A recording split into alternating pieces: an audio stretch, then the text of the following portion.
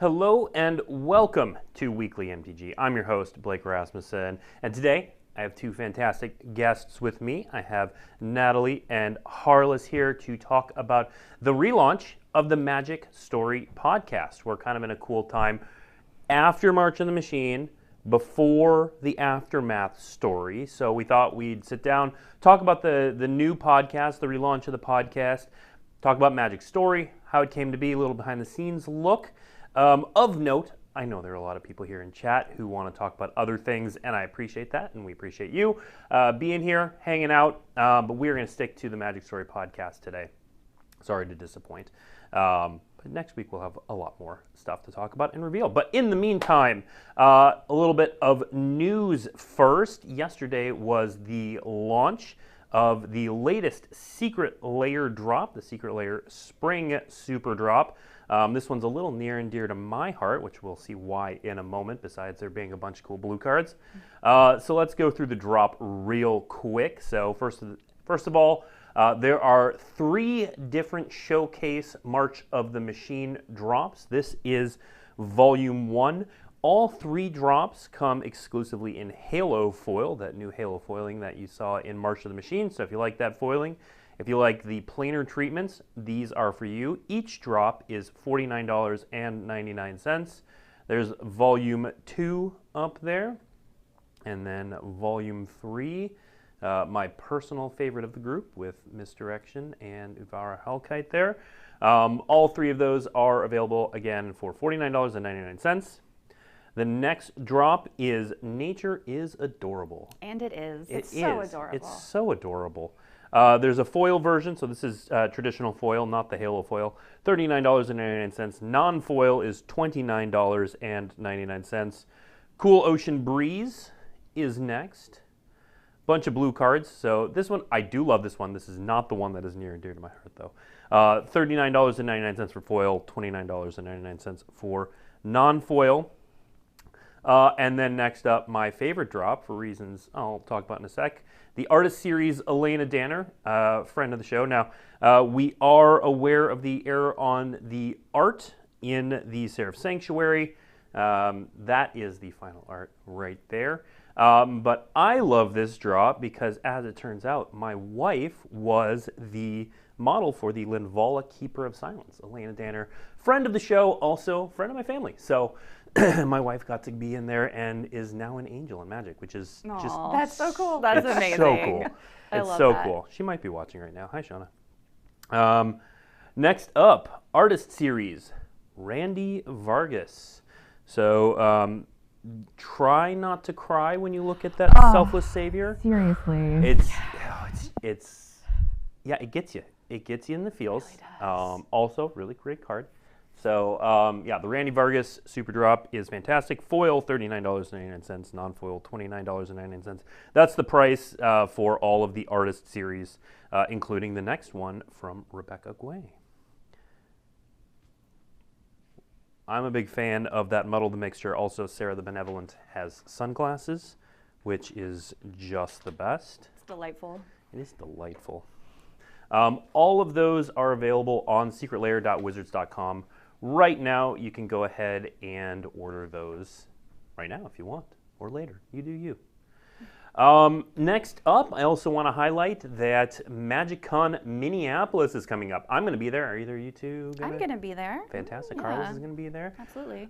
So that is happening in Minneapolis, the city where I was born. May 5th to 7th, I'm going to see my family. My nephew was born today. Amazing. We're just getting personal today. Just talking about my wife and my nephew and my home. It's a good day. We're going to spend more time talking about the Magic Story podcast.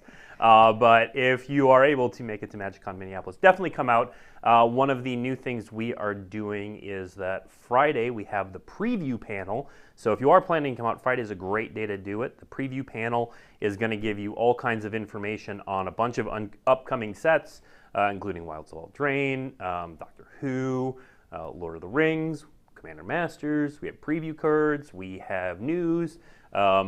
If you want to learn new stuff, that's the place to do it Friday at 2 p.m. And of course, that's going to be followed by Game Nights Live, which is always a big hit at every one of these we go to. All right. let's talk about the Magic Story podcast. Let's do it. So first of all, who are you two? What do you do for Wizards of the Coast besides the Magic Story podcast? It's a great question. I'm Natalie Kreider. I'll start. Hi. I'm Natalie Kreider, and I am a game producer, and I work on the Magic Tabletop team. And I'm Harless Snyder. I work on Magic Tabletop as well. I'm a product marketing manager. Okay. So neither of those are story roles. So we had a Magic Story podcast in the past. Yes. Back in the original Dominaria set. And you two brought it back. Where did this come from? Yeah, Natalie and I we joined the company around the same time, and we both had kind of the same experience where we were like, okay, I really want to know as much as possible about Magic and about what's going on. And for me, the most accessible way to understand that is through story. Mm-hmm. It's very fun to play Magic, but there's so much more than just the gameplay. And we really were looking for what can we listen to on our drive-in that would tell us what's going on right now. Because I know when I came on, we were kind of coming out of Zendikar going into Kaldheim, and I was like, there is so much cool stuff happening, and I want to get caught up on it. And I ended up just reading the stories and just absolutely fell in love. And I think Natalie had a really similar experience. Yeah. I was so spellbound by, when I first looked at a Magic card, the very first Magic card that I ever saw was Tezzeret. And this Planeswalker was so fascinating to me because I had so many questions. I wanted to know the story behind Tezzeret. Granted, I was brand new to Magic. I had never seen something like this before. And so that's where I kind of just went into a rabbit hole of discovering all of this cool stuff behind the card and these characters and this story. And I was like Harless, wanting something where at the time I was also like commuting back and forth to work, and I was spending all this time in the car, and I just wanted that time to be filled in with, I want to know more about Magic Story. And so I fell in love with the story because it made me fall in love with the game. And it was like all intertwined with me discovering Magic for the very first time. It was just a cool experience, and I've been in love with the story ever since. Okay. So it really came from kind of approaching it like a fan. Yeah. Absolutely. But you're both in the building. Yeah. You sit right by the people who make the story. Yes. So how does that color your experience? What additional are you able to bring to the podcast? Yeah, absolutely. I mean, we are able to work directly with the story team while we're working on our podcast in the way that we're able to ask them questions, right? And we are fans. You're absolutely right. Like, we are really approaching this as we are such fans of the work that the story team, the world building teams do. And I mean, everything from the art on the cards to the story tells you so much more than just what's on the card, right? Like there's just so much more to find. So yeah. Okay. So what are your goals with this podcast besides having something to listen in the drive on work? What are you aiming to create here? Yeah. So right now, if you're listening to the podcast out there, we are in the middle of season 3, which is Phyrexia All Will Be One, which was the set that came out right before March of the Machine. And so we're getting you caught up with the entire Phyrexian arc. So we are going to go through all through season 3, Phyrexia All Will Be One, and then we are going to dive into March of the Machine and go through all through season 4. So we're going to kind of get you caught up, and the goal through that is to have that entry point to discover what's going on with this Phyrexian arc and why is this so significant to the story, and kind of have this this episode 1 starting point to understand what's going on with the story right now. And that was the one thing that Harless and I really wanted in bringing this podcast to life, is that where do I start sort of answer for everyone out there just getting involved with Magic for the first time, or maybe rediscovering Magic for the first time in a long time and want to get caught up on these characters and this villain that's trying to take over the multiverse, and kind of get caught up that way. So that's our goal, is we're going to go through this whole Phyrexian arc and get you all caught up to speed on why this is so significant. And we really started with Dominaria because it is that good entry point, right? Yeah. So when we start off with Dominaria, we move through Brothers War, and then like Natalie said, we're in Phyrexia All Will Be One right now, which is of course just fantastic, and it's so fun. And it's so fun to get to experience the story through the podcast, reading it over and over and over, making sure that we fully understand everything that's happening. It really feels like it feels like such a privilege to be able to dissect this beautiful fiction that all of these writers come together and create for us, and really dive into it. And we're suckers for good lines. We'll pause it and be like, we're going to read you this line straight from the story because it's just so good. I majored in poetry, and so that's just very near and dear to my heart. And I'm just a sucker for a good line, and our writers have a ton of them. Yeah, they do. Yeah. So what you mentioned reading the story over and over again. What is your process like in building one of these episodes of the podcast?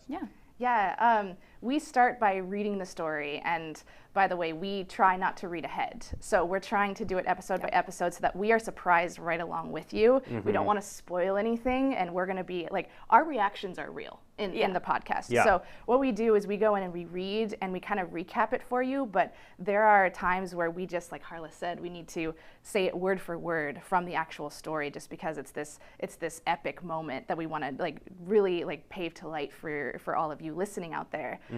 And we do it in about maybe 30 to 40 minutes, and so it's a really good, digestible, accessible way to get caught up on a fiction episode. And we have authentic reactions right along with you. So we are kind of having these fan reactions almost, because we are discovering it for the first time, for real. And so there was an episode that just dropped where Jace and Vraska are spoiler alert, sorry, where that whole scene with Jace and Vraska, Jace going after Vraska and New Phyrexia, and Harless and I were legit heartbroken over this whole scene. And so that's just one example over how we just have these authentic and very sometimes emotional reactions when reading this story, just because we are truly discovering it with you. We call it our flavor text.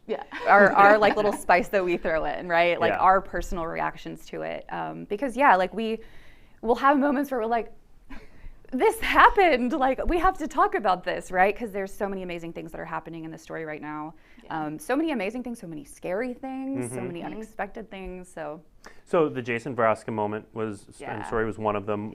Harless, what's kind of a standout moment from this recent story for you? Really, we are right now. We're recording we're a little bit ahead in our recording schedule, right? So we're recording the episodes for March of the Machine right now.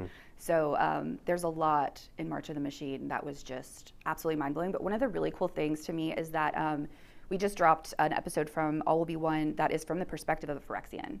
So it's from the perspective of Ixhel, and that was really, really cool to get into the mind of a Phyrexian and understand, especially because what we really tried to do is kind of juxtapose it against there's another side story in All Will Be One called Cinders that is about resistance and about hope and about friendship, and we see what happens when someone is taken by Phyrexia, and not necessarily by force even, but through coercion and manipulation and it seeming to be their idea, right?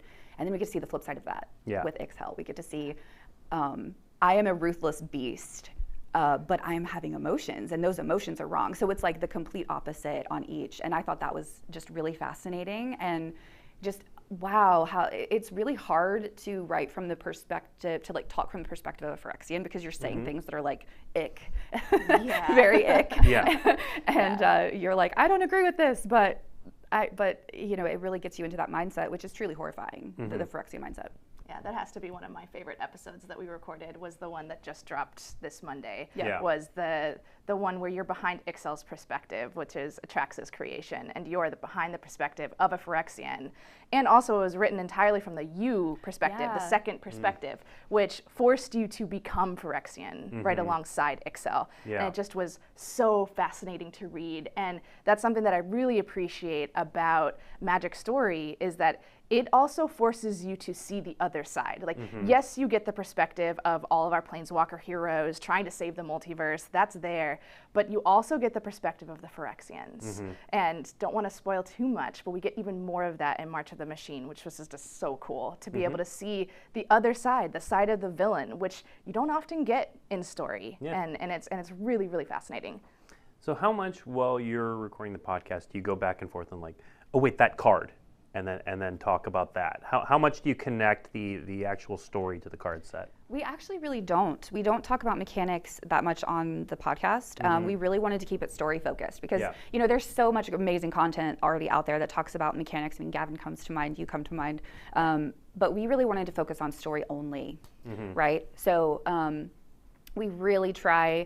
We'll talk a little bit about, like, for instance, it's hard not to talk about mana and what mana is and why that's important in the podcast. But we really wanted to leave it to the other people who are doing such a good job already talking about cards and mechanics, and we're kind of staying in our little story-focused lane right now. Okay. Yeah.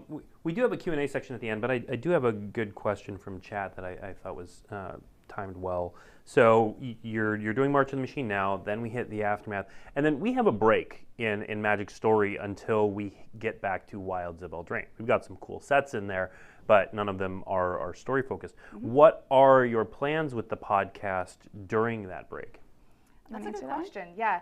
So the way that we are releasing in the cadence is that we are getting you caught up. So March of the Machine is actually going to take us all the way through until about August, and we're also doing the Aftermath, and so we are going to drop the episodes with the Aftermath as well, so that you can get caught up on the whole Phyrexian arc. And then at that point, we are going to be right around the time of Wilds of Eldraine. I don't want to give too much away, but can kind of connect the dots there of where we're headed. Yeah. So when you're recording these podcasts and looking at how to space them out, when should people look for these? If they're keeping up with you as new podcasts drop, how often should they expect them? We drop episodes every Monday. Every Monday? Every Monday, yep. Okay. And like Natalie said, it'll be paced out for quite a while through the summer. So we're giving you like a slow burn with March of the Machine. Okay. Yeah. Something for that commute every day. And each episode, as you said, about 40 minutes long? With this season, they're like 30 to 45 minutes. Yeah. Season 2 we had long, those are the longest episodes, and that's because we were telling, it's interesting because that set goes back and forth between the past and the Brothers' War. The Brothers' War, yeah. And so with that one, they were long, so those episodes are probably on the longer side, but typically we stay between 30 and 45 minutes. This is because of that commute reason, right? Like I know that when I'm a big fan of podcasts. I listen to podcasts all the time. Yeah. And so I know that for me, like I drove 6 hours to see a friend this weekend, and it was just binging podcasts like the whole way through. But you really want that bite-sized chunk because you don't want to have to like stop in the middle, go do something else. Yeah. So we really try to make it into that like I said, a bite-sized chunk. Yeah. How often when you're getting ready for a show do you wander over to a desk or ping someone on Teams and just be like, so I read this thing, what is going on here? Please explain. All the time. I definitely have messaged Roy Graham before and said, why are you hurting me? Why did you do this? Absolutely, especially like, even in Dominaria, there were some really big things that happened in that storyline, and I just remember being like, how could you? How dare you? Why are you doing this to me? So definitely lots of feelings, and we do share them. Yeah, same story here. Yeah. It's like I message, our world building team and our story creators with like the same questions over like, oh my gosh, really? The most fun though is when I say, wait a minute, this thing that happened in season 1 is why this thing happened here, and they're just like, they give you this like sly smile. They're like, it's like we planned it. Yeah. That is a good place to plug, just because you said Roy Graham. Roy and Emily Tang are going to be on the show next week. So for those who love story, are interested in story, we are going to be talking Aftermath. We're going to go through the whole Aftermath set on WeeklyMTG. We're going to talk about all the story bits, what this card means, what that card means, what's going on in this plane. So I'll talk again about that at the end of the show. But if you are loving the story, love listening to the story podcast, and you're interested in what happens in the Aftermath, the actual Aftermath story, the written story, begins next Monday, runs Monday, Tuesday, and then on Tuesday we'll have the show. We'll go through the whole set, and we'll talk about what is the aftermath of the invasion of the multiverse. That's exciting. Okay, but back to the podcast. So, this seems like you guys have fun with this. You really enjoy doing this. But are there any challenges? Anything that makes making this podcast hard? Oh, sure. Yeah. One of the things that's really hard for me is we really try not to read ahead. Of where we're recording, because we want our reactions to be genuine, and we want to experience it with our audience as a fan ourselves, right? Yeah. So we don't want to accidentally predict the future, if that makes sense. You know, I don't want to be like, oh, and maybe this will be important later. I don't want to know that myself, because I don't want that to come into the podcast. Like, I really want it to be like, we're focused on this episode right now, and we're going to talk about it. And if it connects to something that we've already talked about, absolutely we'll bring that up. But we don't want to be forward facing. But it's so hard because because we live in the building and we can find these things out. Well, and also like what we do is we print this like big binder off of all the stories that we can flip through, so we can like mark it up, and it makes it a little bit easier for us. And so it's right there. I can just flip the page and I can read the next story, and especially if it ends on a cliffhanger, which lately we've been doing a lot of cliffhangers at the end of episodes. And I'm like, I could just flip the page. And I could know, but I can't. No, I can't. No, you can't. So I would say that's one of the most challenging things. It takes discipline to not read ahead and to let it be authentically in the moment. Because like Harless said, we're trying to bring actual reactions to you all too. And we don't want to be all-knowing, of what happens in the future. We don't want to, and that's another thing that we're trying to do with the podcast, is that we're not trying to spoon-feed you what is important. We want you to let you figure that out for yourself, along with us with the story. And it's like, oh, that's why Halo was important, or that's why this and this happened all the way back in Dominaria United, and it's come full circle now. It's just really cool when we do it, and we hope that comes across in the podcast too, where you get to kind of draw the connections with us, and we're not telling you what's important. Taking them along for the ride. Exactly. Magic fans are smart. Right? And to me, like when someone lays something out and allows me to put the dots together myself, like I have more fun with that. Like we're gamers, we want to solve puzzles. So we try to give that same experience to our listeners. I learn a lot about our story when I go on the internet, and I'm like, that is what that meant. I get it now. I get it now. I am also paying attention.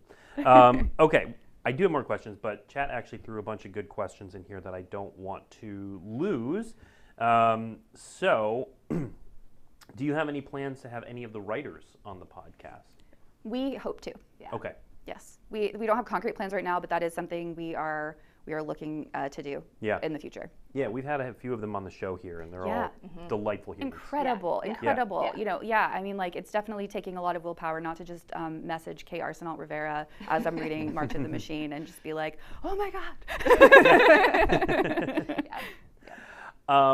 Will the podcast be able to cover at some point in time things that we didn't get in the text story? So their example is the invasion of Tovada. We really try to just cover the written stories and give you that information. I think that, there's a lot of avenues for the world building team to talk about, kind of more, but we really stick to just what's written, because it's kind of sacred to us, right? It's really this beautiful story, this beautiful text, and there's just so much to draw out of it, and so we really want to stay in. So I'm just throwing this out. This literally just occurred to me. Besides the story, if you want to focus on the written stuff, we do have the Planeswalker's Guide, the Legends of. You could adapt some of those. They'd be kind of different episodes because they're less narrative driven, but they're a bunch of vignettes. Just an option. No, I like that. That's a great idea. Thanks, chat. Next question. Is there an old Magic character or card that you would love a new story to develop? Something from the past, maybe? Something really interesting just popped into my mind with that question. It's a great question. When we were going through the Brothers' War, this was a retelling of the old Brothers' War, and something that I was always curious about as we were rereading this story, this more modern story of the Brothers' War, is really kind of behind the scenes of what happened to Mishra, and further understanding the context between these two brothers. And I would love to have more insight into that story, specifically the brother that we didn't get a ton of insight into in the podcast, in particular for this time around. That was the first one that kind of came to mind over an old character that I'm like, ooh, I wonder if there's something more. No, I totally agree with that, because we get a lot of insight into Urza, but Mishra, it's left as a question mark as to the motivations, as to was there Phyrexian involvement? As you know, there's a lot of open questions there still to me, and so I'd love to see that too. That's a good answer, Natalie. Yeah. All right. Next up, and this is actually a really good question. Where do I start? So if someone wants to jump into the story, where do they start? Either with your podcast or with the story. What are your recommendations? So if you want to start with the podcast, I would say go to our episode 1. So they restarted. So like we still have all the old Magic Story podcasts on there, but if you go back to where it just says number 1, which is the first episode of Dominaria United, that is a great place to start because we will tell you. So truly, the Phyrexian arc started. It was a little bit in call time, maybe a little bit. I mean, if you want to get real pedantic, which I can, it started back in, alpha, beta, like seeds of it there. It's right. It's been a very, very long road coming. So there's so much that we could talk about and we could go back, but we really try to just say, here's what's relevant. Yep. So if you start with Dominaria, and we're on, we just published episode 15? 15. So there's only 15 episodes to get through right now. It's a really good time to start at episode 1 and just, hopefully binge them if you like it. Thank you. Yeah. We appreciate that. Something that we try to do with the podcast is that we start we kind of choose for you on where you can possibly start as an in, and like Harless said, episode 1 in Dominaria United is a great point to start, and we'll kind of fill you in along the way. So that's something that we do. We're not going to spend a ton of time going back 30 years worth of history. That's a lot to go through. It's a lot. So like that's daunting for anybody. But if you start with us in episode 1 for Dominaria United, we kind of we give you the context that you need to know in order to fill in the gaps as you go. And so we really did try to do that with the podcast. So if you start with us, you'll kind of get caught up to speed on, I see. That's why. And really, if you're interested in what's going on with the story right now, starting with Dominaria gets you there, right? And we're going to take you through the entire arc. Well, and that's what I really liked about this story arc is, yes, it's built on almost 30 years of history and story, but I mean, realistically, the Brothers' War takes you back to that part of the story, and also the what I'll call the second part of the Phyrexian arc when Karn goes to Mirrodin and all that sort of stuff. A lot of that is told through Karn's thoughts and his actions in this arc, so that we get that redemptive bit at the end. Spoiler alert a little bit. So it's all there. It can absolutely, you can start there and still get the background of everything that's been going on with Phyrexia. Yeah. Without getting an overload of here's all, however long Elspeth's been a planeswalker. I mean, my lord, that would be a lot of information. That would be several episodes in and of itself. Exactly, which we are not opposed to doing. We love Elspeth. But, we really try to keep it we try to give you context and keep it relevant, and we try really hard. There's a lot of characters. We try really hard to give people monikers sometimes. I think I called Urza the Meanie, a couple of times, and Karn the Golem. We'll give them monikers, so it's easier to kind of keep track of what's going on with who, because there's so many different names. So we really, really try to make it as accessible as possible, and so that it is that good place to start. No, and I like the perspective of you all coming from the story, because I know if I did this, if I was on the Magic Story podcast, I'd be like, okay, well, hold on. If you remember Karn, he was on this shifting thing, and he was killing Moggs because Volrath was torturing people. Like, Volrath?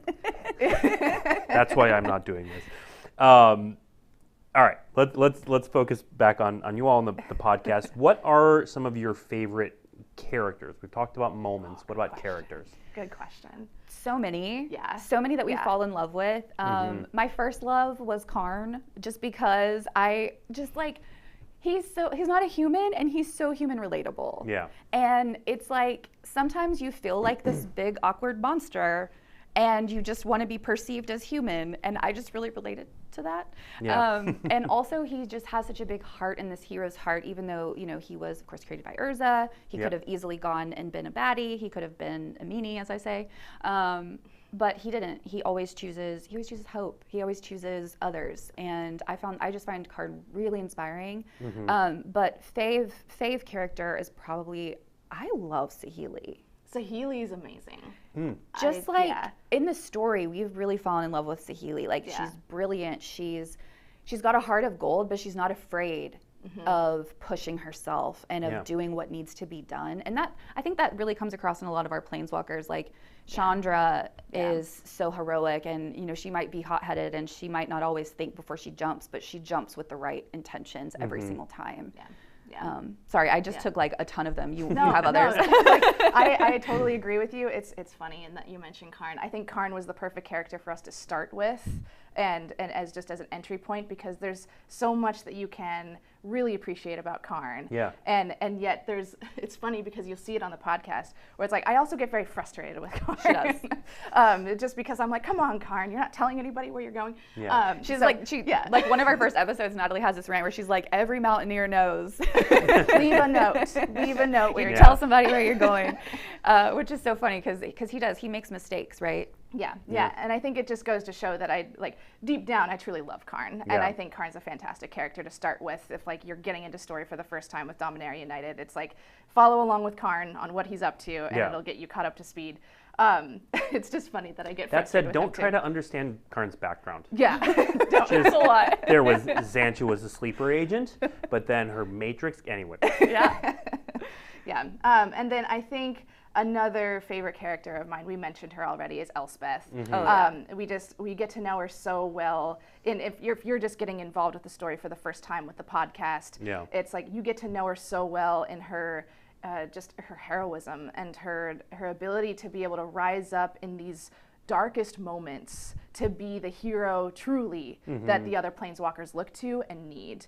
And I relate so much to her personality because she is like she can be very introverted, and I am so introverted that I'm like, power to the introverts, you know, and that it's like she's truly just a sweetheart and a good person, but she struggles to, you know, like I just like love the scene where Chandra is there, you know, kind of reminiscing over the fact that they had lost Jaya, and it was kind of this reunion moment with Joda, and this was just before the attack on Urza's Tower in season 2 with Brothers War. And Elspeth wants to make friends, and she's like, oh, and Chandra has no problem with it. She's like, come on over and we'll chat about it, and I want to get to know you. But Elspeth is like, no, I just want to go look at my map and my books. And I'm like, oh, Elspeth, I hear you. So I just relate so much to Elspeth, just because she is that person. I'm just like, I hear you, girl. I hear you. Yeah, I feel like if I were to say like Natalie is a planeswalker, it would be Elspeth. Yeah. I feel like I'd be Chandra. You would be Chandra. Just like, I mean, that's a little obvious. On the nose. Yeah. Little on the nose there. I would also be the red-haired planeswalker. Yeah. Okay, so we have at least one Volrath fan in the chat. I see you. But that does bring me the question of how much do you go back and look at old stories to understand context? It really depends, because I don't want to bring too much in. Yeah. You know, but I do want that context there. And so we do a lot of research to make sure that we are not saying something incorrectly. Right. We, like I said before, we feel so privileged and honored to be able to talk about the story, not being on the story team ourselves. And so we do a lot of research to make sure we're saying the right things. So we will go back and we'll read old stories. We'll look at, there's so many amazing articles that we have published on, that we continue to publish on, even like when we were talking about Cinders, episode Cinders with Othari, the bird that's like this fire bird, this phoenix. There was an article that Grace Fong had written that I ended up finding that really talked about Othari. That was really great. So we just try to use all the resources that we have, because we don't want to leave important details out. And we are aware that we are newer to the story ourselves. So I guarantee there's stuff we've missed, but we try really hard to include as much as is like gonna get you to understand like the motivation or why we got here, without being like, okay, so in 1994, we have to be very careful. That would be what I would do. That's compelling listening. Okay, so so we've had some really good questions in chat, so I want to encourage you all to put some more questions about Magic Story and the Magic Story podcast in chat. We're going to stick to those topics today. I appreciate the questions that have come in so far, and we'll ask them. It will make it easier for me to see them if you tag them at Magic right at the beginning. I'll see that you're talking to us and talking to me, and we will chat about them. In the meantime, let's do a little forward looking. Yeah. Just I know okay. we're not going to give anything away. No major spoilers. No spoilers, but what sort of questions are you looking forward to getting some answers on in Aftermath? Ooh. Or what questions do you have? There's right now where we're at in the story, because we're recording March of the Machine right now, and we're about almost halfway. We're about a quarter through, Just actually. about halfway. Not quite. Yeah. Not quite. So I'm still trying to figure out what is happening with a lot of the planeswalkers right now. But also I'm like, okay, well, Joda was in Dominaria, like where's he been? I just want to know where everybody is and like make sure that they are all safe and tucked in with a blanket, essentially. If you're halfway through the story, they're not safe and tucked away. That's not how that story works. I'm just gonna believe it and see what happens. What about you? I think I just have, and I don't want to give too much away for like those of you who are listening out there and are just getting caught up with the podcast. Obviously, we have tons of stuff to still go over with March of the Machine. But I'm going to keep it very vague and say that nothing will ever be the same again based off of this fight with Elish Norn and the Phyrexian invasion on the multiverse. And I just have so many questions over some of the hardships that our current planeswalkers have gone through. I have so many, I'm still in denial over some of them. I have so many questions over truly what is now going to happen with Jason Vraska based off of what we've seen in season 3. I have so many questions about the fate of Chandra and Nissa and what's going to happen to their story. I have so many questions over we have seen so much heartache happen to our planeswalkers, and I have just questions over, are they going to truly be okay?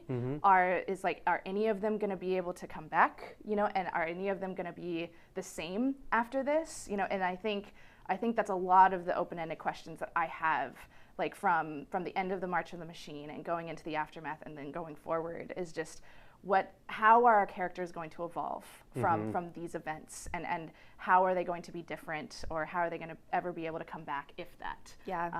Just because so much has changed. Kaya was so introspective in one of the episodes that we just recorded, and she talks about, will I ever be the same? How is this going to shape me? In real time, she's compartmentalizing what's going on around her, because she understands that it is going to impact her for the rest of her life. So we're worried for them. Kaya is one of many planeswalkers who I think are going through the same thing in this invasion and what's happened with Elish Norn and the Phyrexians.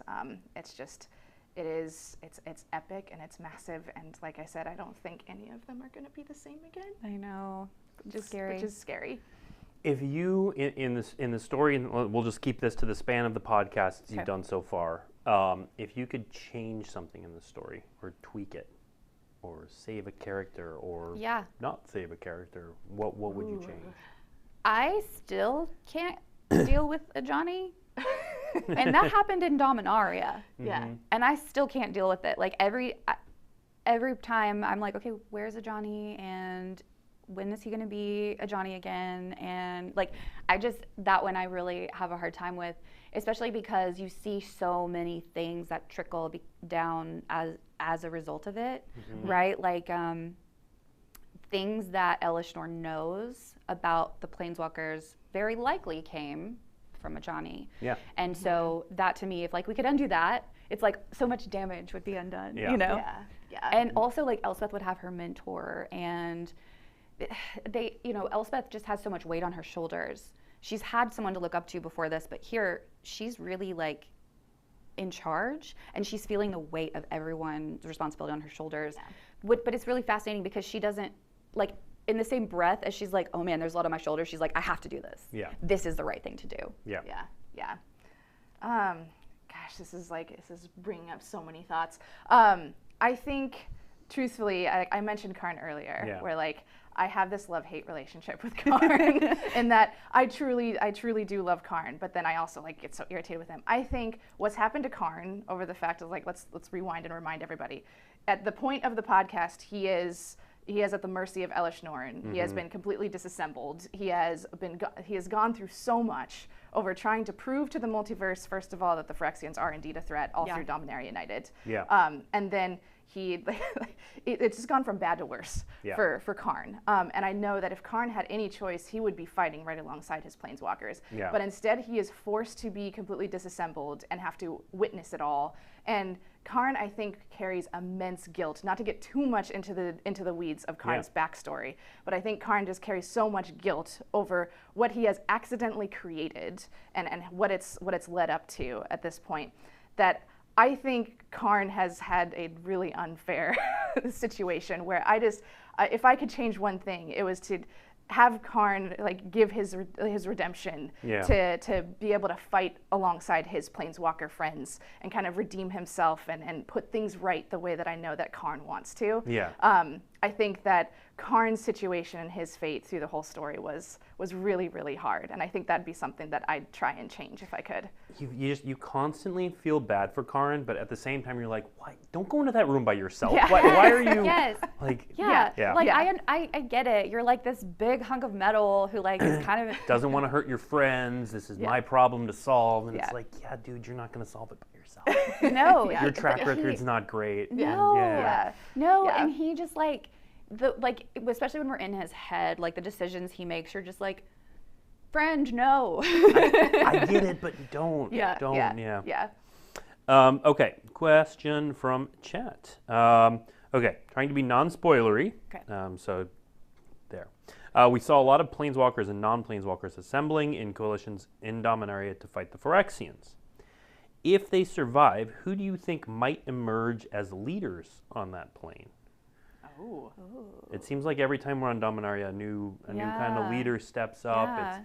It's Teferi here. It was Jaya there, and Ajani at times. But so, assuming the current cast of characters survives, who do you think kind of steps up and leads on Dominaria?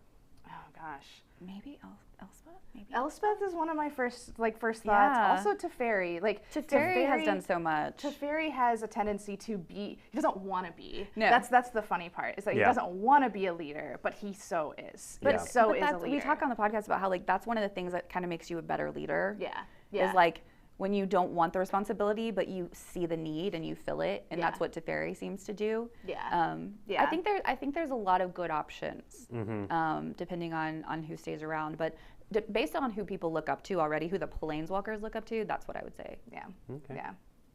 I'll answer this next question. It's not related to story, but it is close enough to the thing that you're asking about that I'll answer anyway. Any possible news on more Command Fest coming soon? It was hinted that there would be some around Lord of the Rings. Would be nice to get more info more than a month in advance. There's a Save the Date article going up today. It'll be up. It might already be up. Head to magic.gg. It's either coming or it's already up. Either way. Yeah, there. All right. I think that covers all the questions we have in chat. Any last thoughts about the Magic Story podcast? How can people listen to it? I want to say one of the coolest things about working on the podcast has been opening packs after reading the story. Because now I'm like, this common is Koth or Geth or some really cool character that you got to read about in the story. And before you'd be like, okay, cool creature on a card. I'm adding this because of its mechanic, because of its mana value, its color, whatever. But now I'm like, it's funny. I'll crack packs with my friends, and they're like, oh, look at my mythic, look at my rare, and I'm like, look at my common. Get really excited about it. It really has changed how I play Magic, and it's made me it's funny because it sneaks into my deck building. Right, because I'm like, these two aren't friends, and these two now kiss. Right, it's you have the different ways that you want to put people together based on what you know about the story, or you're oh, this person, maybe was the demise of this other person. I do want to put them in the same deck because that's fun and that's weird and interesting. So I just think that's been, it's so crazy how much more the story brings to the game. Yeah, 1000% agree.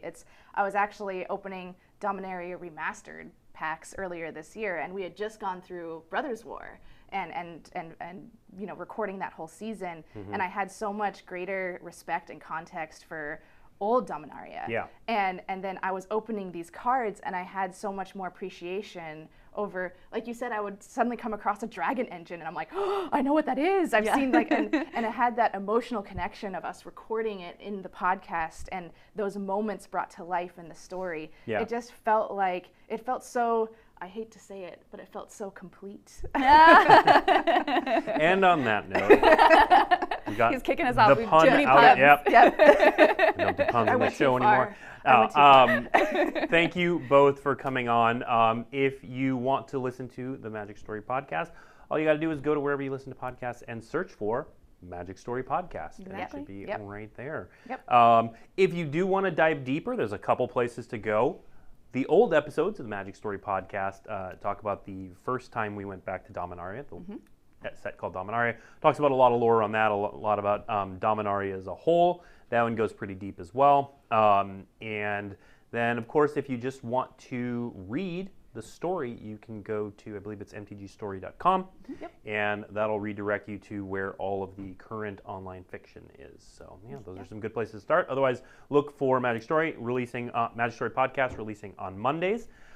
Next week, we will be back, as I said, with Roy Graham and Emily Tang, two of the people behind March of the Machines, The Aftermath. We are going to go through every card in that story. If you've been paying attention, that's a little shift in our preview season. We were going to do 2 days. We're now doing it in an hour, which we will do. 50 cards. We're going to do it in an hour, I think. And we will talk about what's going on in different planes. We're going to cover the story of various different characters and some behind-the-scenes stuff. So we're going to cover all the cards in that hour, and we are going to talk about March of the Machines, The Aftermath. After that, we are going to be at MagicCon Minneapolis, the Friday preview panel. I will be there, as well as Matt Tabak, Gavin Verhey, and Roy Graham, actually. And so we're going to be talking about a bunch of stuff coming up then. And then Weekly MTG will be off the week after because we'll be traveling back. So thank you for tuning in, and we'll see you next week. Thanks, y'all. Thanks, everybody.